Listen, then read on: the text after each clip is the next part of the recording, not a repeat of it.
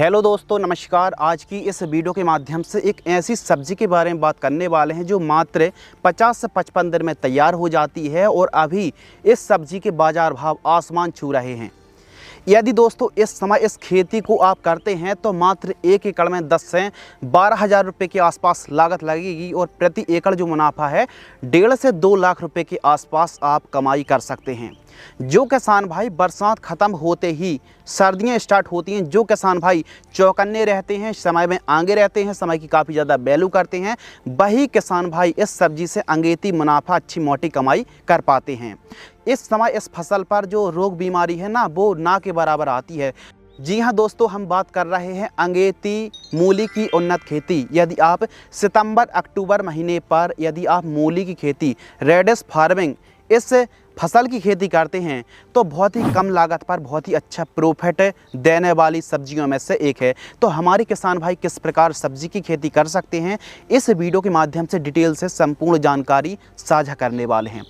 दोस्तों आपको तो पता ही होगा कि जब भी आप मूली की खेती करते हैं तो एक समस्या काफ़ी रेयर है, वो है जो कंद रहता है ना, कंद पर कैबिज मैगट्स की जो समस्या आती है, जड़ों के पास काटने वाले कीड़े की समस्या देखने के लिए मिलती है, बाइट ग्रब की समस्या देखने के लिए मिलती है। यानी हमारी उपज को काफ़ी ज़्यादा यह जो कीड़े हैं वो काफ़ी ज़्यादा परेशान करते हैं। कुछ इस प्रकार फोटो दिखती है। तो यह सभी की सभी प्रकार की जो रोग बीमारी है, इससे कैसे आप नियंत्रित कर सकते हैं और एकदम जो मूली है ना, ब्राइट वाइट लंबी और काफ़ी पतली मूली की बेस्ट वेराइटी ज़्यादा उत्पादन निकालने के लिए और अंगेती मूली की खेती से किस प्रकार आप बहुत ही अच्छा उत्पादन निकाल सकते हैं और काफ़ी अच्छी मोटी कमाई कर सकते हैं। तो चलिए दोस्तों शुरू करते हैं।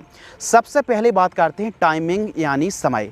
जो समय रहता है ना, वो काफ़ी ज़्यादा मेन फैक्टर है। जैसे ही बरसात एंड हुई, यानी सितंबर अंतिम सप्ताह से, जो सितंबर का महीना रहता है ना, यदि छुटपुट बरसात होती है तो सितंबर अंतिम सप्ताह से लेकर के अक्टूबर के पहले दूसरे सप्ताह में यदि आप मूली की बुआई कर देते हैं तो काफ़ी अच्छी कमाई देखने के लिए आपको मिलेगी। काफ़ी अच्छा समय माना जाता है। तो सबसे सही जो तरीका है ना कि जैसे ही बरसात ख़त्म हुई, जल्दी से जल्दी खेत की तैयारी करके एकदम मूली की बुवाई शुरू कर दीजिए।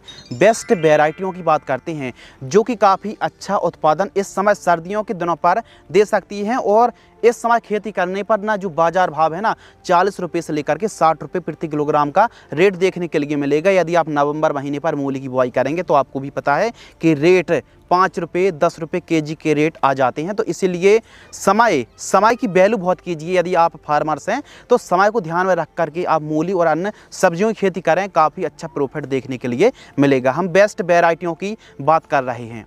यदि हम बेस्ट वैरायटियों की बात करें तो सिजेंटा कंपनी की जो आइवरी वाइट वैरायटी आती है, यह एकदम सफ़ेद लंबी सफ़ेद रंग की और उच्चतम पैदावार देने वाली वैरायटी और सर्दियों के दिनों पर बहुत ही कम रोग बीमारियों का प्रकोप देखने के लिए मिलता है।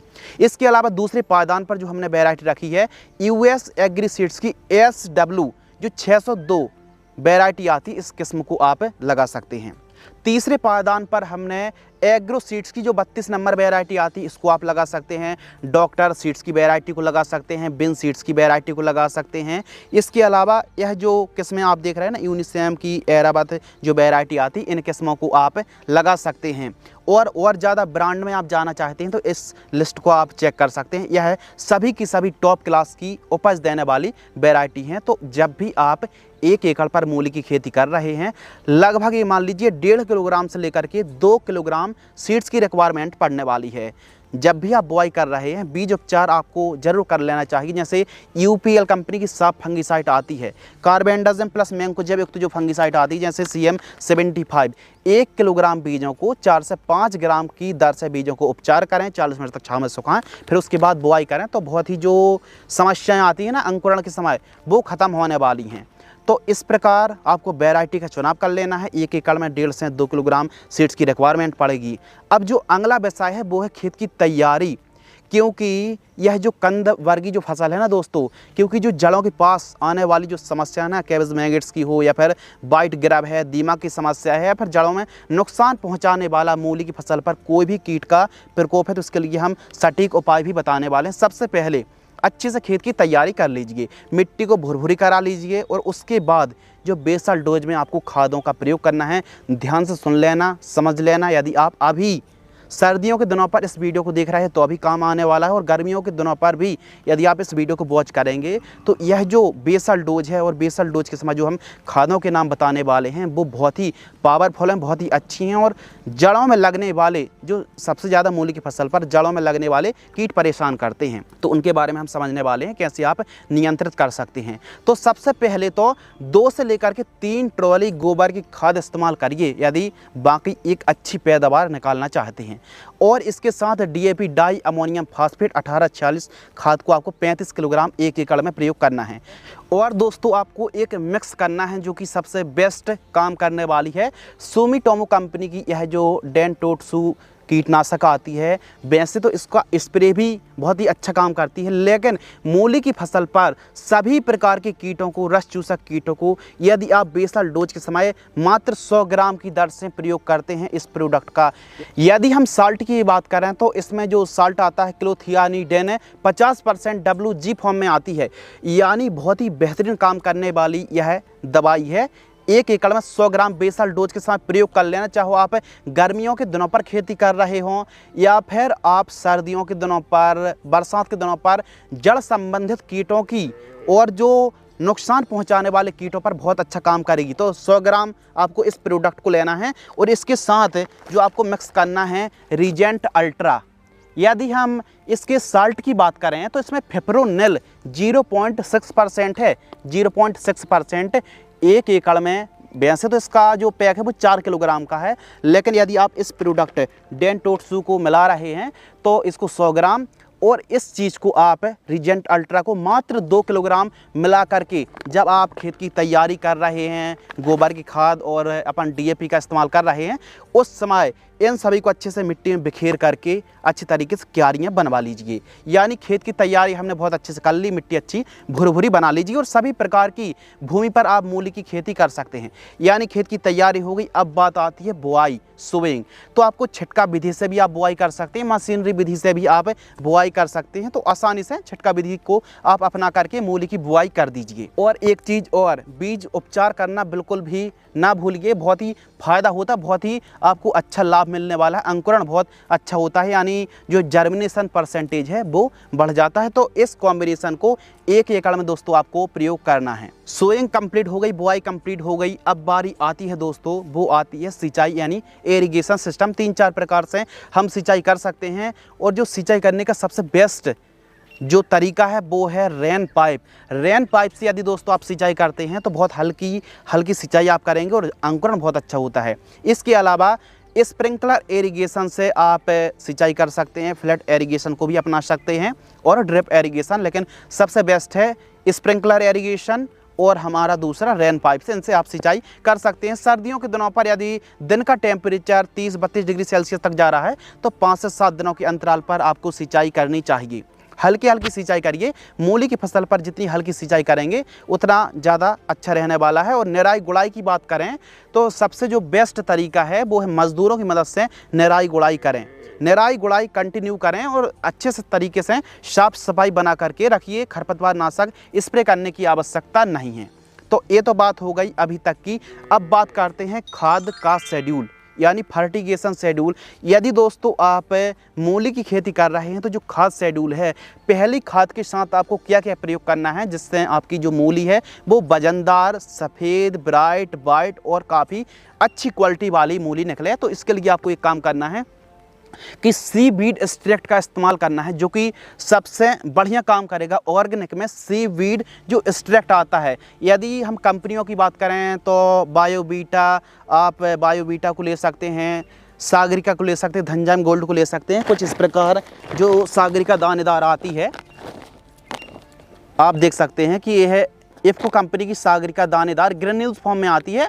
1 एकड़ में आपको 10 किलोग्राम प्रयोग करना है, यानी सस्ती और बढ़वार में चाल में काफ़ी लाजवाब रिजल्ट हमको देखने के लिए मिलेंगे। सागरिका दानेदार 10 किलोग्राम, यूरिया और उर्वरक खाद 15 किलोग्राम से लेकर के 20 किलोग्राम का प्रयोग करना है जब हमारी मूली की फसल बुआई से 20 से 22 दिन की हो जाए तो जड़ों के पास दे करके सिंचाई कर दीजिए। और दूसरी जो खाद है दोस्तों, सेकंड खाद, जो कि बहुत ही अच्छे तरीके से यानी हरित लवक है ना, चमक और गहरी ग्रीन फसल लाने के लिए सीक्रेट बताएं आपको, तो सुनिए, आप फेरस सल्फेट को लीजिए 5 किलोग्राम, 5 किलोग्राम से लेकर के 10 किलोग्राम। यदि पीलापन थोड़ा सा ज़्यादा है तो 10 किलोग्राम फेरस सल्फेट, कई कंपनी का आता है 19% वाला, किसी भी कंपनी का फेरस सल्फेट ले सकते हैं। हमको किसी कंपनी से कोई लेना देना नहीं, जो आपको बेस्ट लगे। यानी फेरस सल्फेट आपको लेना है 5 किलोग्राम से लेकर के 10 किलोग्राम। और इसके साथ जो चीज़ मिलानी है ना, वो है अमोनियम सल्फेट। अब अमोनियम सल्फेट आपको मिलाना है 10 किलोग्राम, जो कि 30 से 32 रुपये प्रति केजी का रेट देखने के लिए मिलता है। और यदि हम फेरस सल्फेट की बात करें तो इसकी कीमत 100 रुपये केजी के आसपास हमको प्राइस देखने के लिए मिलती है। तो इन दोनों को मिक्स करके जड़ों के पास दे करके सिंचाई कर दीजिए। केवल 2 खाद देने की आवश्यकता, लेकिन सेकंड जो खाद कब इस्तेमाल करना है, जब 30 से लेकर के 35 दिन के आसपास की मूली की फसल हो जाए तो उस समय आपको प्रयोग करना चाहिए। तो देखिए, सर्दियों के दिनों पर ज़्यादा खाद देने की आवश्यकता नहीं होती, पीलापन की समस्या ज़्यादा होती है। तो ऐसी कंडीशन पर 2 खाद, और यदि बढ़िया चाल बढ़वार आपकी फसल ले रही है तो फिर ज़्यादा खर्च करने की आवश्यकता नहीं है। 1 खाद में सिर्फ यूरिया का इस्तेमाल भी करेंगे तो अभी हमारी फसल तैयार हो जाएगी, यदि आपने गोबर की खाद इस्तेमाल की है। लेकिन ये तो उनके लिए है, यदि गर्मियों में कोई किसान वीडियो देख रहा है तो उनके भी काम आने वाली है। और जहाँ पर पीलापन की शिकायत ज़्यादा है तो उनके लिए सागरिका है, यूरिया है, और अपना फेरस सल्फेट है, अमोनियम सल्फेट जैसी चीज़ों का इस्तेमाल आप कर सकते हैं। अगले विषय के ऊपर बात करते हैं, स्प्रे शेड्यूल। मूली की फसल पर वैसे तो सर्दियों के दिनों पर ज़्यादा रोग बीमारी का प्रकोप देखने के लिए नहीं मिलता है। जिन इलाकों पर मूली की फसल पर रोग बीमारियों का प्रकोप हुआ है या फिर गर्मियों के दिनों पर इस वीडियो को देख रहे हैं और मूली की फसल पर समस्या है, तो देखिए, मूली की फसल पर चल्ली टाइप के पत्ते कर देते हैं, सेमिलूपर्स है, कुछ बीटल है, एफिड्स, जैसिड्स, सफ़ेद मच्छर, और कुछ सुंडी का प्रकोप, वाइट ग्राफ दीमक की समस्या देखने के लिए मिलती है। तो इसके लिए बहुत ही शानदार स्प्रे शेड्यूल है। जब हमारी मूली की फसल बुआई से 25 दिन के आसपास की होती है तो इस समय कौन कौन सी कीटनाशक फंगिसाइड लेना है, आइए समझते हैं। हम दोस्तों ले रहे हैं जो एसिटामिप्रिड 20% एसपी। यह एसपी फॉर्म में जो कीटनाशक आती है, यह सफ़ेद मच्छर, रस चूसक कीटों पर काफ़ी अच्छा काम करती है। 15 लीटर पानी में इसका डोज है 10 ग्राम, मात्र 10 ग्राम। इसके साथ हम एक फंगिसाइड ले रहे हैं CM75 कार्बेंडाजिम प्लस मैंकोजेब, जैसे यूपीएल की साफ फंगिसाइड आती है। 15 लीटर पानी में मात्र 30 ग्राम, मात्र 30 ग्राम। वैसे तो 40 से 50 ग्राम डोज है, लेकिन 30 ग्राम डोज काम कर जाएगा। यह एक कॉन्टैक्ट प्लस सिस्टमिक फंगिसाइड है और बहुत ही अच्छा फंगस पर काम करती, फर्स्ट स्प्रे पर।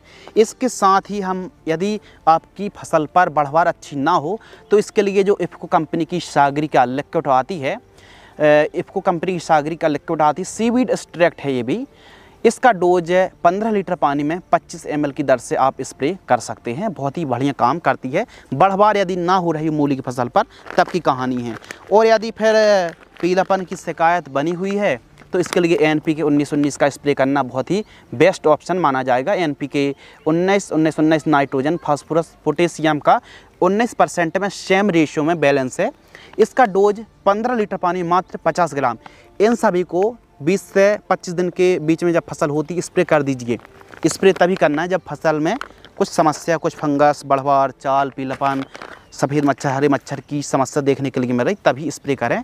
बाकी नॉर्मल में भी आपकी फसल तैयार हो जाएगी। सर्दियों के दिनों पर रोग बीमारी का प्रकोप ज़्यादा नहीं होता है, लेकिन हो रहा है तो सेकंड स्प्रे पर 35 से 40 दिन के आसपास की जब हमारी मूली की फसल होती है तो सेकंड स्प्रे पर आपको एक बेस्ट वाली कीटनाशक, जैसे इसमें इमिडाक्लोप्रिड और बीटा साइक्लोथ्रीन का कॉम्बिनेशन आता है। यह जो दवाई है वो ओडी फॉर्म में आती है और यह एक कॉन्टैक्ट कीटनाशक है जो रस चूसक कीटों को और चबाने वाली इल्लियों को बहुत ही बेहतरीन तरीके से कंट्रोल करती है। 15 लीटर पानी में 15 ml, 12 से 15 ml का प्रयोग करना है। और इसके साथ एक फंगिसाइड, जैसे मैंकोजेब 75% की हम बात कर लें, M45 की, तो M45 का जो डोज है मैंकोजेब 75% का, वो 30 ग्राम है, मात्र 30 से 40 ग्राम 15 लीटर पानी में घोल करके आपको स्प्रे करना चाहिए। दूसरे स्प्रे पर केवल इन 2 प्रोडक्ट की आवश्यकता है जो बहुत अच्छा हमारी फसल पर काम करने वाले हैं। कभी कभी क्या होता है कि मूली के बाज़ार भाव तो बहुत अच्छे हैं, लेकिन मार्केट में जल्दी से मूली को भेजना है, मूली को मोटी करना है और वजन बढ़ाना है। तो इसके लिए NPK 13045, किसी भी कंपनी की NPK 13045 आपको प्रयोग करना है, मात्र 80 ग्राम 15 लीटर पानी में। और इसके साथ जो बोरॉन आती है 20% वाली 25 ग्राम, इन दोनों को मिला करके स्प्रे कर देना। वजन बढ़ जाएगा कब? जब जो मूली है ना, मूली का साइज बढ़ रहा हो उस स्टेज पर, यानी 40 दिन के आसपास स्प्रे करेंगे तो रिजल्ट बहुत अच्छा देखने के लिए मिलेगा।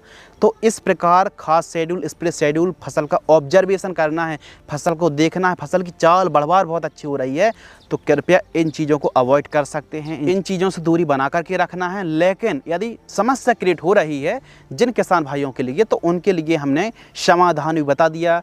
वैसे कायदे से यदि आप गोबर की खाद इस्तेमाल कर लेते हैं तो फिर ज़्यादा आपको उर्वरक खाद देने की आवश्यकता नहीं होती है। लेकिन अदर सीजन पर, ऑफ सीजन पर या फिर थोड़ा सा डिफ़िकल्टी आ जाती हैं, हल्की फुल्की बरसात हो जाती है तो पीलापन की समस्या क्रिएट हो जाती है। तो इसीलिए क्यारी बना करके प्रॉपर बेसल डोज का इस्तेमाल करें और आवश्यकता पड़ने पर ही चीज़ों को अप्लाई करें।